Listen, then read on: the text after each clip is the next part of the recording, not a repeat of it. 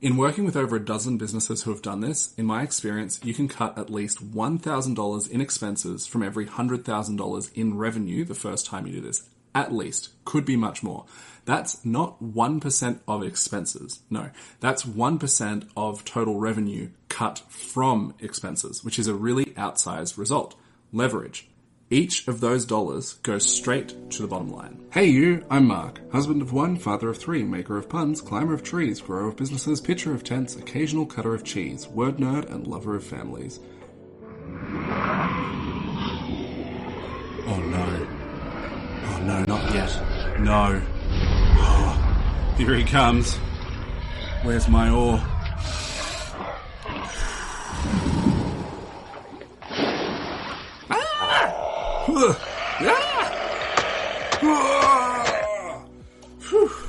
Showed that Kraken who's boss.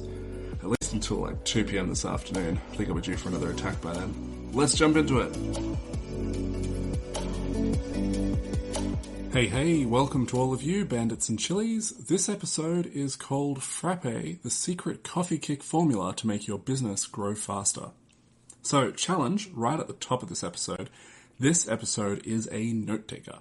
You should probably listen to this more than once, and your challenge right now is to schedule some time on your calendar to take notes on this and apply this framework within your business.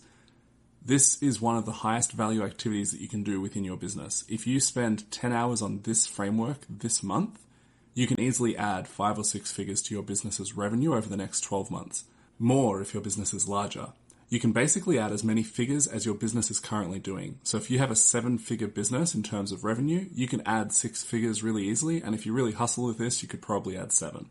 So this is a thousands of dollars per hour activity. So take some time, schedule that time in, and actually do the stuff.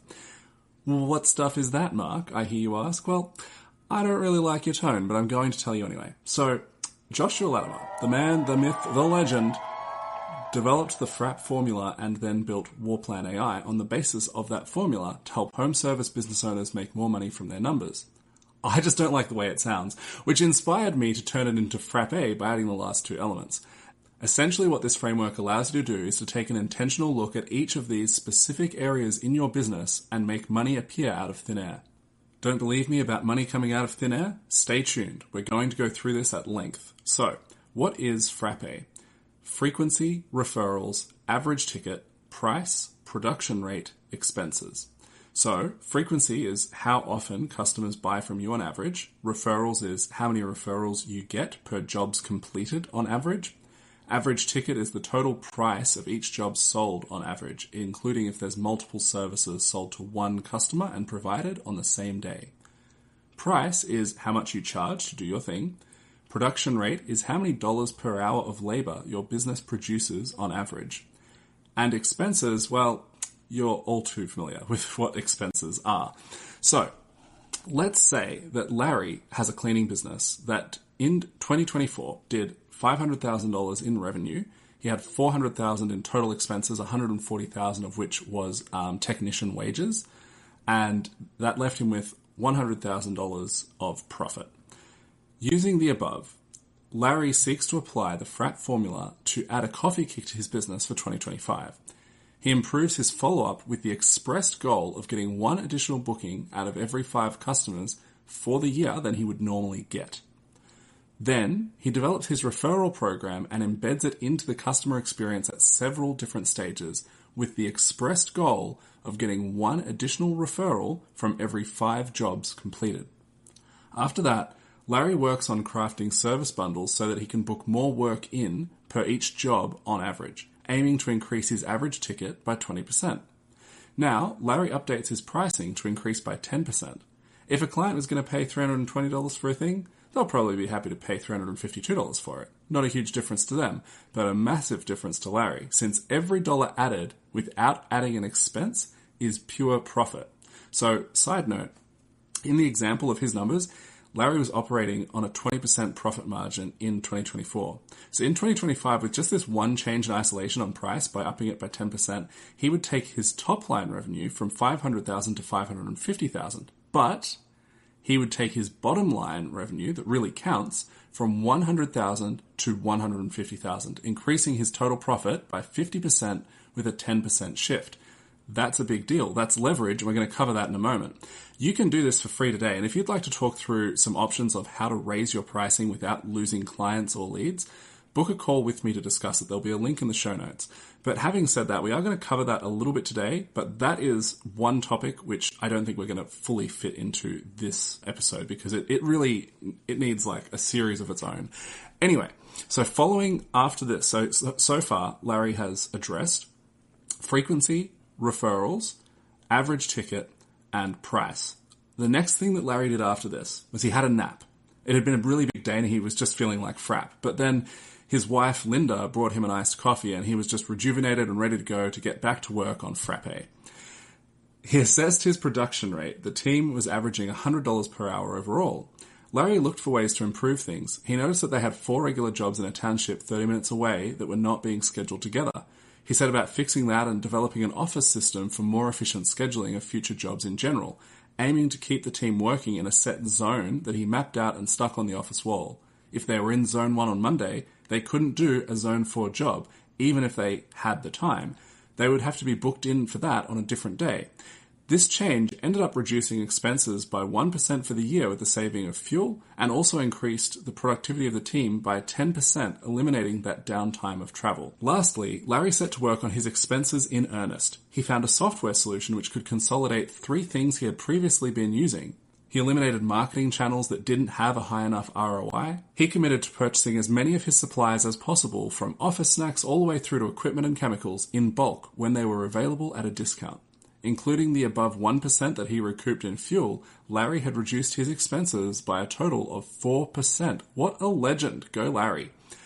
Let's look at the results for his 2025. So he had that $500,000 baseline revenue that he was projecting based off what he did in 2024. He added 20% by increasing frequency, so that takes him to $600,000. He added 20% by getting referrals from 1 in 5 jobs, so that's $720,000 because these compound. He added 20% by increasing his average ticket, so now we're at $864,000.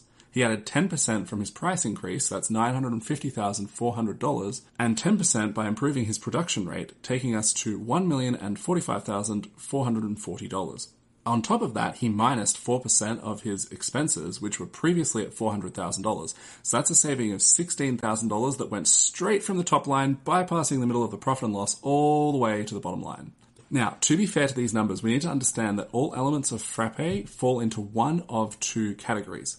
The first 3 letters, F.R.A., frequency, referrals, average ticket, they are all expense incurring because they generate more work which needs to be done. You have to fulfill the work, so that is going to cost you labor, tools, chemicals, etc. The second category is free because the last 3, price, production, and expenses, are free. It costs you nothing to raise your price 10%. It costs you nothing to install efficiencies in your booking system or other similar things to increase productivity. And it costs you nothing to stop paying for a service that you can do without. Did you notice the key prerequisite to Larry being able to make these changes? It was hidden in plain sight. Larry knew his numbers. If you don't know your numbers as well as Larry knows his, then check out the 2025 budget workshop in the Family Oriented Business Growers group, which you can join via warplan.au. Also, in the description, there will be a link to Battle Plan, which is the free version of Warplan AI, the software that Joshua Latimer, okay, calm down you guys, built around this very framework. It is built for this. Check it out. Now, it's really important that Larry knew his numbers so that he had a baseline from which to work to see what changes he could make. Now, that can be done historically. You can do that with past data. You can get the last 12 months of information from your business in these categories. We're going to talk through how to do that in a moment. And then you can get that baseline information.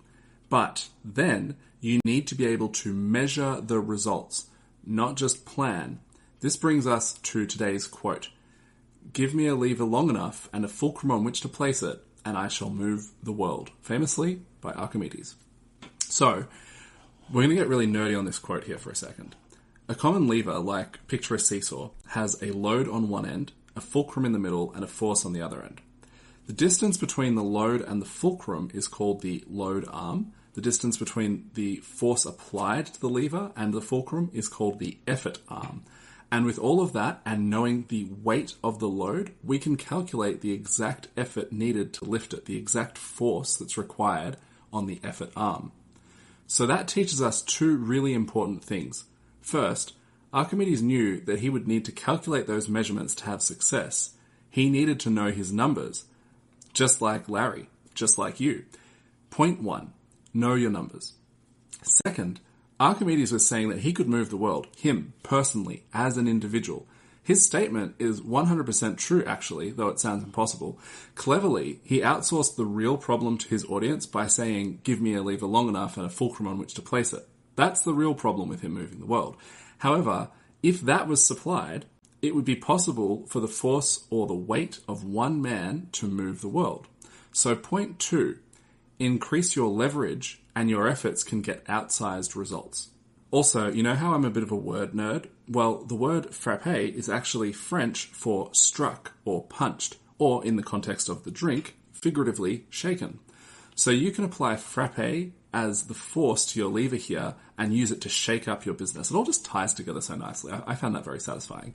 Now, how can we do this practically? For each element of F.R.A.P.E, we're going to go through how to think about measuring it within your business and then a couple of ideas of how to increase it within your business. Are you ready to jump right into this giant cup of cold coffee? Frequency. How to measure. This can be tricky depending on the type of business that you run. Even within the same business, you might have different services that require a totally different way of measuring them. For example, in our business, we have a general cleaning team and all of our general cleaning is done on a recurring schedule. We don't do one-off bookings. So all cleans are weekly, fortnightly, or 4-weekly. So that is one category of how we could possibly, incentivize people to book more frequent, like the weekly and fortnightly options as opposed to 4-weekly. But for our window, carpet, and tile cleaning, this is a totally different beast, which requires a completely different approach. With that side of things, we focus on aiming to book the next booking at the time of service and structuring a follow-up process which helps keep us top of mind and also incentivizes more frequent bookings. Just on this, check out the free 3-day low-hanging fruit challenge inside the Family-Oriented Business Growers group, which you can join via warplan.au. So, how to measure depends on what you do. You may be able to run a report in your CRM for frequency of bookings, and it may even be broken down by service types depending on how your software is set up.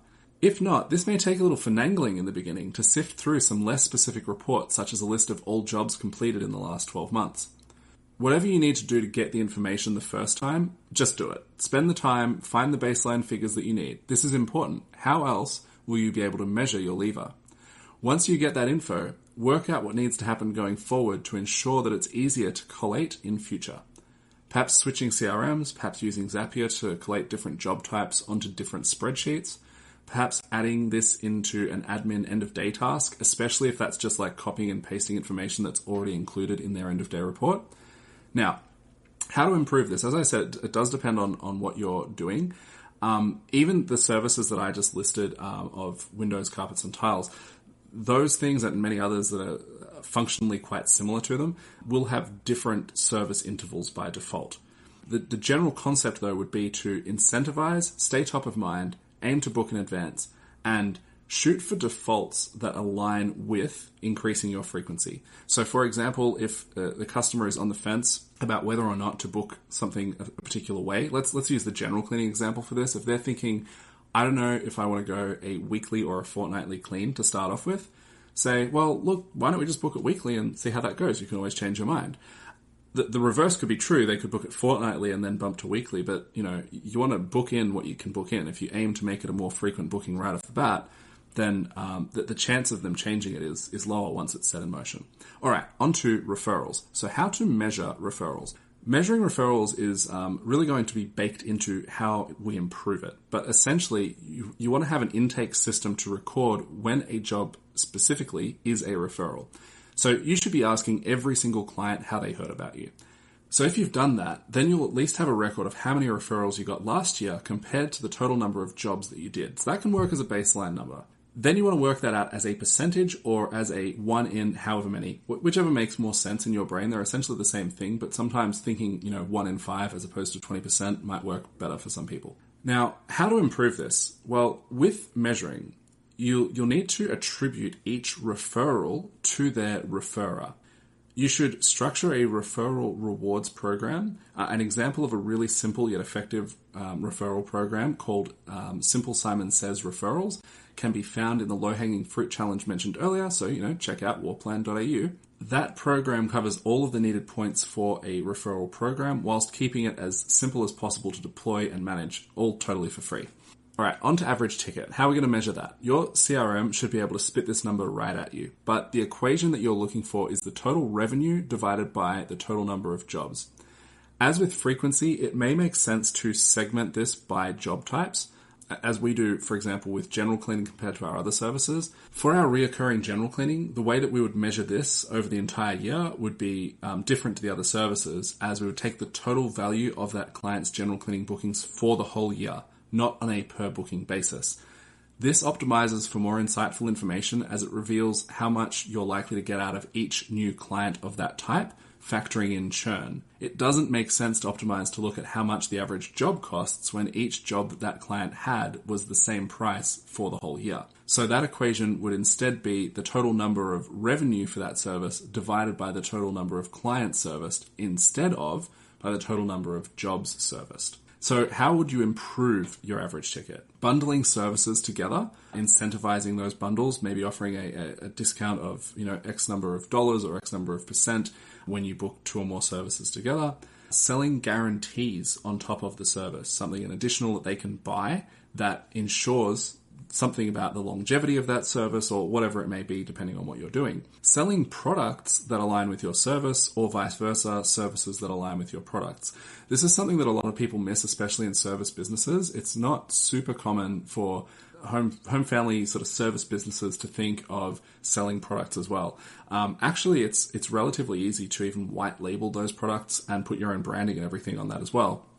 And what you can then have is you have this service that you perform. You might have a product that acts as a sample or gift that you can leave behind for perhaps maintenance in between their booked services, something that they can manage themselves, as well as products that they can actually buy and things that solve a specific need that's likely to come up as part of their own sort of maintenance program with whatever it is, right? So that can be a really good one. Creating higher ticket options. So people can't say yes to options that they don't know that they have. So if you present one of the options in your quotes that is now $3,000 more than the highest priced offer was previously, well, now there's a chance for someone to say yes to that thing. You need to craft that offer, you need to put some value into it, you need to think about what would need to be true for someone to see this new higher offer as better value. But that thought exercise is really helpful because it challenges you to think about the service that you're offering now in a different way and to think about what more you could do, what extra value you could bring into that service to increase the total job size. Hey, just before I jump into the last 3 elements of F.R.A.P.E, price, production, and expenses, I've got a question for you. If I said that you could only listen to the rest of this episode if you shared it with someone else, gave it a review, or posted about it on Facebook, would you quit listening here, or would you take me up on one of the above so that you could keep listening? If you wouldn't, then, fair enough, go listen to some Taylor Swift, you do you. But if you would, please consider sharing, reviewing, or posting about this episode. I've put effort into making this, especially for your eardrums. Your left one is my favorite. And it would be a nice way for you to pay that forward by inflicting that creepy little line on the next person. Go on, you want to. Now, on to price. How to measure. This is really simple to measure because it's like, how much do you charge for the things that you do? So that part's really easy. However, there's 2 things that I would like to note here. First, you should have a price book or pricing system that is specific enough that other people could be trained to quote your jobs. If it's not replicatable, then you're just building a bottleneck in your business. The system of your pricing already exists. It just might only exist in your brain and you need to document it. If you can't do that, you really can't scale because as additional jobs are coming through, you're always going to be at that point of needing to provide the quote, needing to provide the price, needing to answer questions about price. It's all going to flow directly through you and clog up your bandwidth if that system is not in place. Point number 2, you should ensure that you understand your costs, especially costs of goods sold, COGS, in relation to your pricing, and you should know your gross margin and your net margin by service type. This is easy to figure out broadly. Simply run a profit and loss report in QuickBooks, Xero, or whatever you're using for your accounting software. However, to get specific on this will take more time. Spend the time and break down the costs by service. For example, if you have a stone cleaning service and a stone sealing service, those are 2 very different things, which should have very different costs and margins.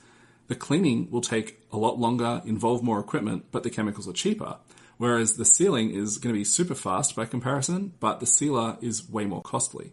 So you need to ensure that both of those services are being priced correctly, because if they're not, and you don't know your numbers well, one could easily piggyback off the success of the other long term, whilst never actually making you any money, or it could even be leeching money, costing you money to perform that service each time that you do it. Alright, so now how to improve your pricing.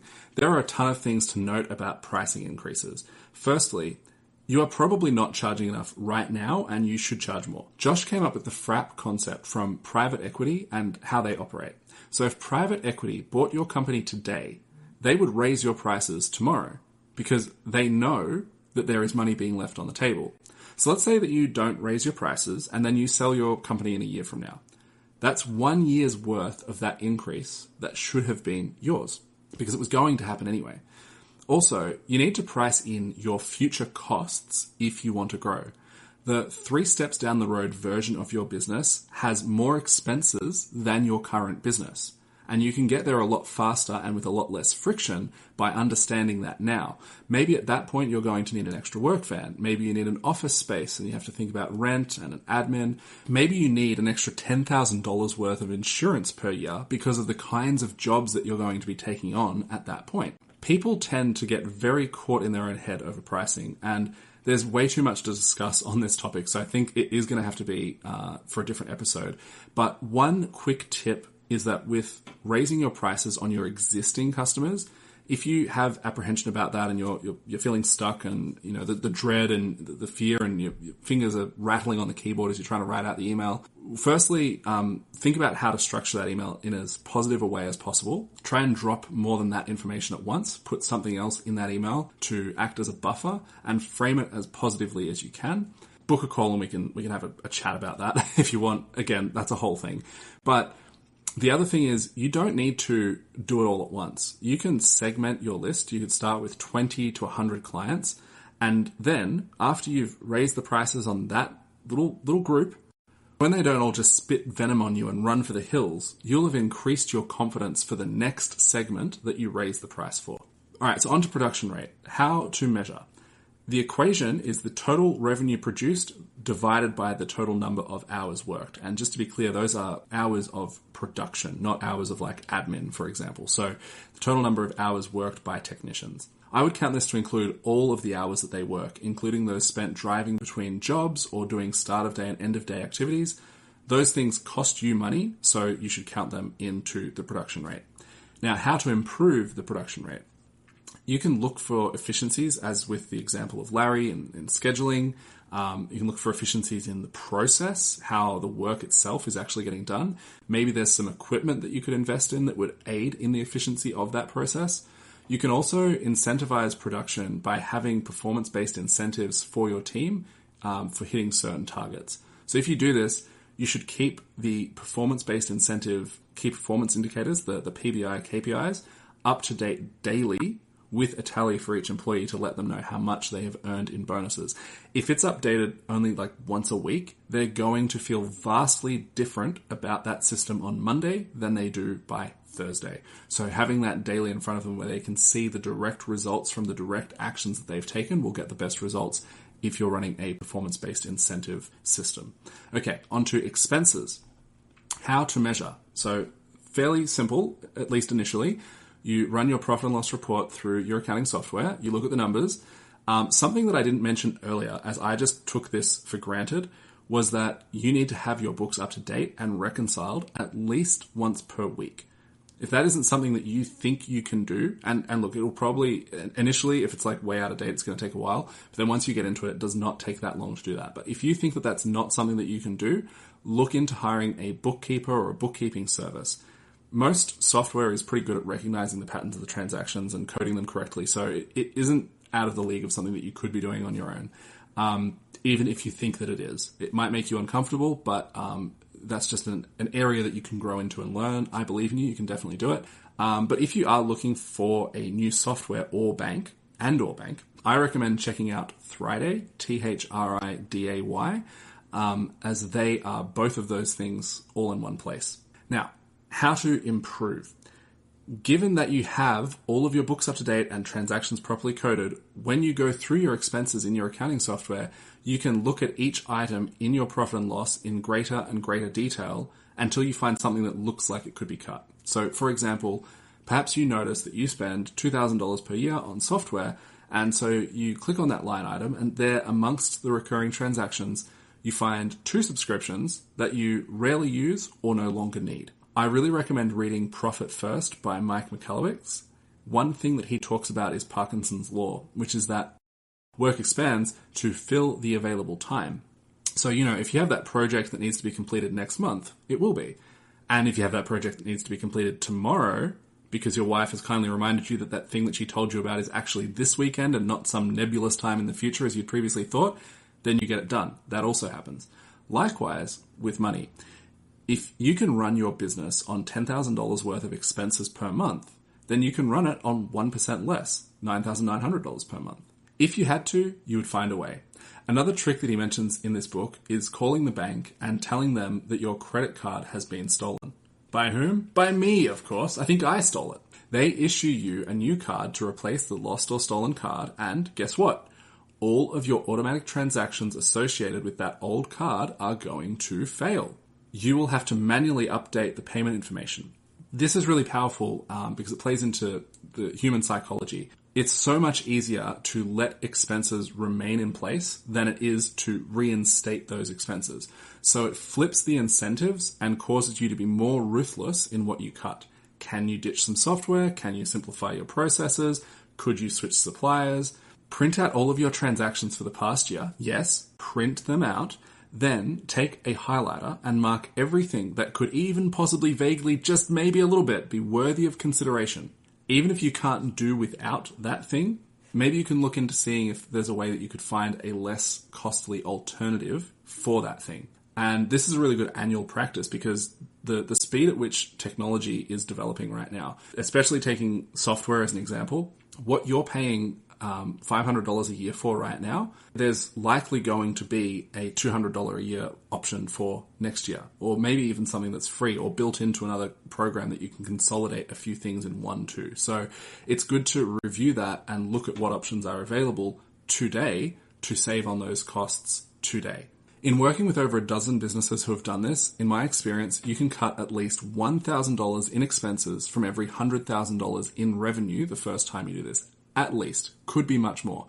That's not 1% of expenses. No, that's 1% of total revenue cut from expenses, which is a really outsized result. Leverage. Each of those dollars goes straight to the bottom line. So let's recap. Larry added 20% by means of frequency, 20% by referrals, 20% to his average ticket, 10% to price, 10% by production rate, and he subtracted 4% off his expenses, more than doubling his business from 2024's revenue of $500,000 to $1,045,440 for 2025. That's an increase of over 117%. And he could have raised his prices by more than 10%. I mean, come on, Larry, what were you thinking? The first 3 letters of F.R.A.P.E are expense incurring because they require the additional work created to be fulfilled. The last 3 letters are free or at least not inherently expense incurring, as there are ways to increase price and production rate whilst lowering expenses without spending money. Your challenge from this episode is to take the time right now to schedule a large block of time later to take on this thousands of dollars per hour task. This content is valuable to your business, but only if you implement it. Nothing happens if nothing happens. Nothing is going to change with this if you just enjoy the dopamine from hearing the sultry tones of my voice whispering into my favorite ear for the last 45 minutes. But if you don't convert any of this potential leverage of the force that is the F.R.A.P.E strike, remember, because in French, F.R.A.P.E is like a slap-a, yeah? See what I did there? It's not like a Slurpee, though it kind of is. This is confusing. Unfortunately for you, though, that was not today's lame dad joke. No, instead, you have to hear about the man who died of a coffee overdose. His wife requested that he be buried in the earth without a box because she wanted him to be decoffinated. Hey, if you found this episode valuable, don't forget to leave a 5-star iTunes review, share it on your socials, or send it specifically to a family-oriented business grower that you know out there in the wild. Lastly, I'm working on a 6-week workshop following the F.R.A.P.E.É Framework. It will be 1 call per week for 6 weeks, focusing one at a time on each element with specific action steps to take within the next week ahead of that following call. It will be quite hand-holdy and therefore easy and fun done in a group context. It's going to be a paid thing and the cost will be $1,497. However, there is also going to be a free option. That's right, free. Not some weird acronym meaning frequency, referrals, eggs, and expenses or something. No. Actually free meaning at no cost. So if you like free things that make you money, I mean, I don't know, maybe that's not your thing. Plenty of people like expensive hobbies that cost them money. But if in fact that sounds like you, someone who likes free things that make them money, then head on over to warplan.au, join the Family Oriented Business Growers group, and stay tuned for updates on how to join that 6-week workshop on the F.R.A.P.E.É Framework for free. That's it. Have an awesome day. Make someone else's day awesome. I love you just the appropriate amount. Like, take whatever's weird, then take a healthy step backwards from that line. That's how much. If it's weird, it's because you're making it weird. All right? Catch ya. Bye. Are you picking up what I'm laying down? Are you sniffing what I'm stepping in? If you're looking for a really valuable community centered around building your business, being really intentional with your spouse and kids, and if you think you can tolerate my terrible dad jokes, then join Family Oriented Business Growers. It's awesome. There's self-paced challenges designed to help you solve key pain points within your business in short, intentional sprints. There's awesome people in there doing awesome things who have experience with stuff that can help you, having stood where you stand. You'll benefit from what's in there, we'll benefit from having you in there, you legend you, and best of all, it's totally free and also free of toxic shenanigans because we don't tolerate none of that. The mission of the group is to help 250 family-oriented home service business owners reclaim 5 hours per week for what matters most whilst growing their business this year. So jump in there and get amongst it. Join via warplan.au, that's warplan.au. Oh no. He's early. Warplan.au. Catch you in there. Ah!